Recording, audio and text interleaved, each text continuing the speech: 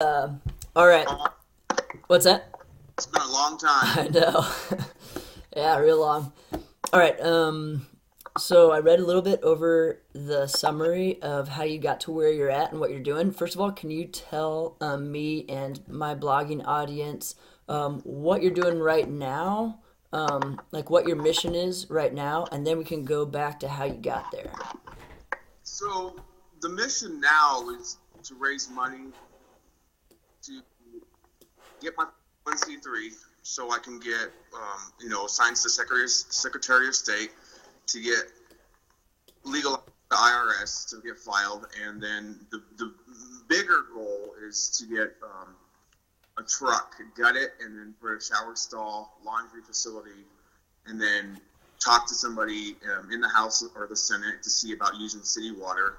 And essentially, I would like to drive around, not me, or hopefully, or just get somebody to drive the truck around daily in town and provide showers and laundry facilities to those literally who've lost their dignity to the point where they don't even want to shower anymore. Wow. That's fantastic. So mostly the homeless population in Denver, is that kind of the scope right now? That is the main scope. Cool. Okay, give me like 2 or 3 or 4 minute summary of how you got here. So my addiction started roughly around the age of 9. Um, I remember drinking gin and tonic, and it just gave me this euphoric feeling like, wow, I can accomplish anything.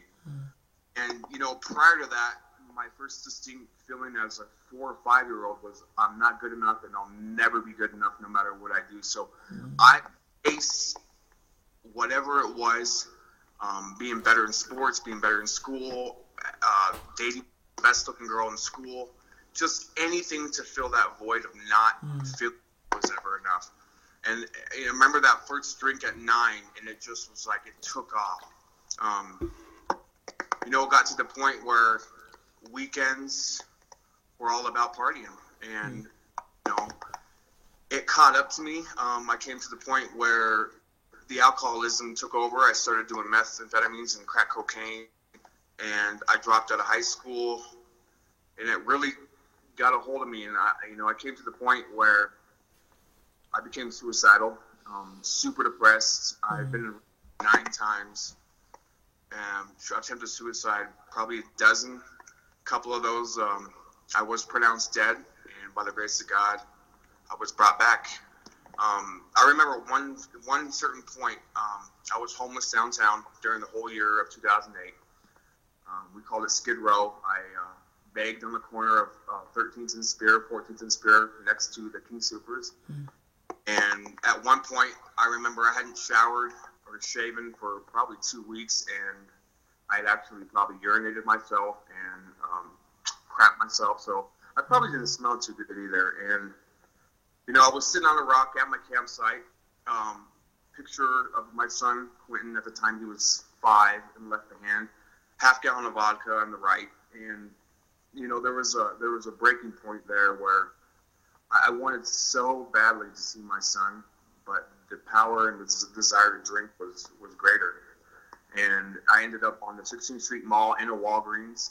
I stole a 500 pill bottle of extra strength Tylenol and a 100 pill bottle of Excedrin, a bottle of NyQuil, and I had a fifth of vodka.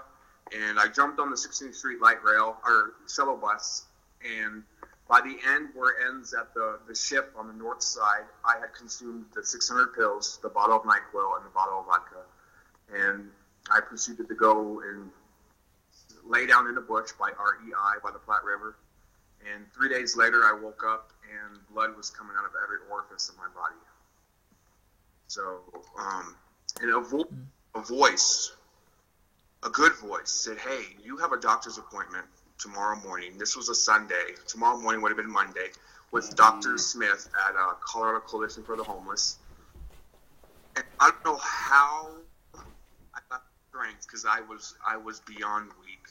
But I ended up at the front doorstep, and I slept in the rain. I actually had to plug my ears with my pinkies because of the voices telling me to kill myself and to hurt other people. And I remember they opened the doors at 7:45. I went in, got on the phone, I called all my family members, and I was psychotic. I told my family I was going to kill him. I went and I sat down with Dr. Smith, and she asked me what was going on, and I told her. She looked me in the eye, and she said, according to how long I've been a doctor and the amount of stuff you've consumed, you are going to die. She said the only hope would be to go to Denver Cares, the #1 toxicology hospital in Colorado. She called. They were booked solid. They said, we have no room for him. So she went on to the next, St. Luke's, and miraculously, and this is how I know I'm going to do great things, because God intervened. An ambulance from Denver Cares, Denver Health, showed up. They transported me. They got to the hospital. They ran blood tests. My bilirubin was thousands of times over normal. They called my mom, and they asked her to come sign my right of will, because I was dying. I was a goner. My 6-year-old son, he walked into the room, and he whispered in my ear, Daddy, I don't want you to die. And miraculously, I began to urinate. The urine turned from blood to brown to yellow to clear. And the bad part is that wasn't the end of my journey. I ended up shooting myself in the stomach to try and bleed to death. And now my left leg is 40% paralyzed. It came to the point where my mom wrote a 15-page dissertation to the state of Colorado to get me put away. And so they came to me and said, you have 2 options: complete 7 months of intense inpatient rehab, or go to prison for 2 years. So I ended up in the mental state facility down in Pueblo, Colorado, called the Circle Program. And this is where the crazies of the crazies go. And I felt hopeless at this time. Like, am I really so sick that I'm ending up here where crazy criminals go who've committed murder and, schizophrenia? And I'm like, crap. But this was the best thing that ever happened to me. I spent 88 days down there, and, miraculously, through 60 hours of counseling a week, and I met a guy, an Indian, who took me to the first step of Alcoholics Anonymous, admitted that I was powerless and that the only way I could get better was with God. And I came back to Denver, and I was 7 months clean and sober at Denver Cares, a detox facility, living in the back at the TRT program. And it was a Sunday night meeting, and I don't exactly remember what the message was, but I remember just bawling my eyes out. And a man by the name of John Lopez came up to me after the meeting as I had my head in my hands, crying uncontrollably. I felt this warm hand on my shoulder, and I turned around, and there was this aura around this man. And I'm not just because I was crying, but there was this glow.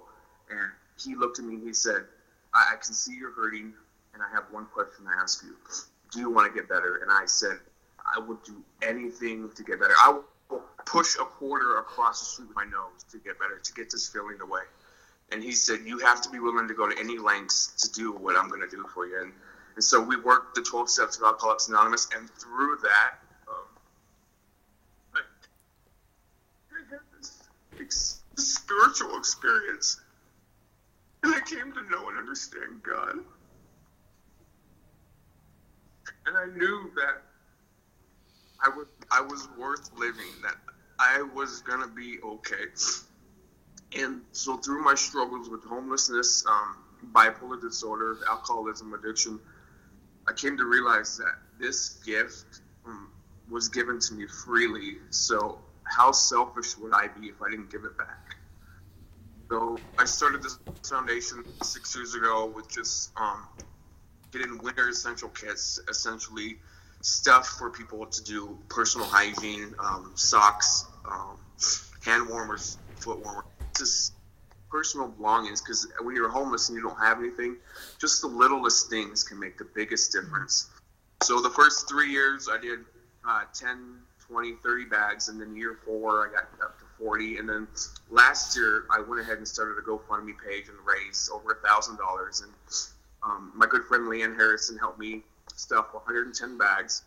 And then I was able to bring my son Quentin downtown, handed out 110 bags to the homeless, and I was left feeling kind of empty because we were 400 or 500 bags short.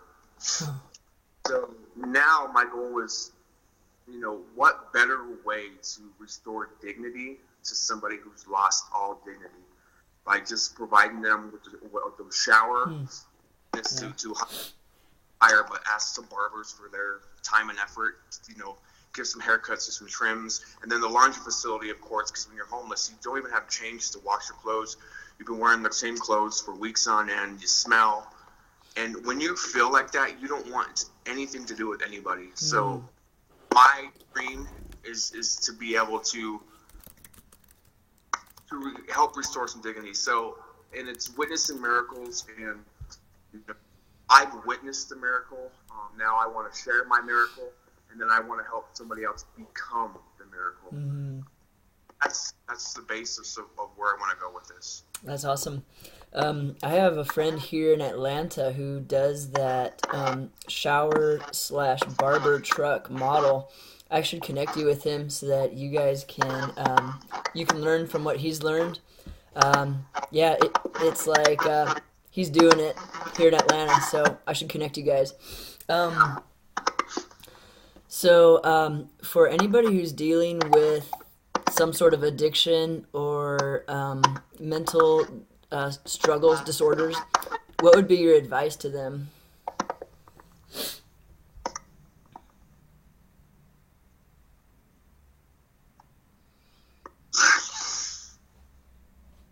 Just know in your darkest hour, there is always light.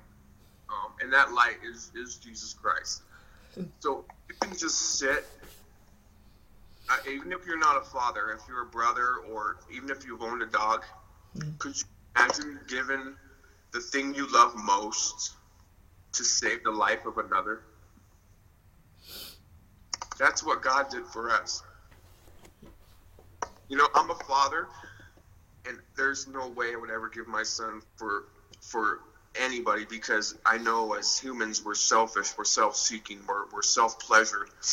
But that doesn't mean all people are bad. We live in the flesh, we're born in sin, and we're always sinning.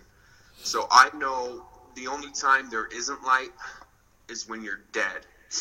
But even, and if you believe in Jesus Christ, that he died and rose for you, the light will never extinguish. Amen. But I do know prayer, meditation. If you're an alcoholic or suffer from addiction, AA for me has been the cornerstone of my foundation. My relationship with God and talking to people. I know at some points my phone feels like 4,000 pounds. And it's so hard to pick up and call. But even if you text somebody or just call out, tell somebody, even if it's your pet, the longer you hold stuff in, the greater it gets. So I've always learned that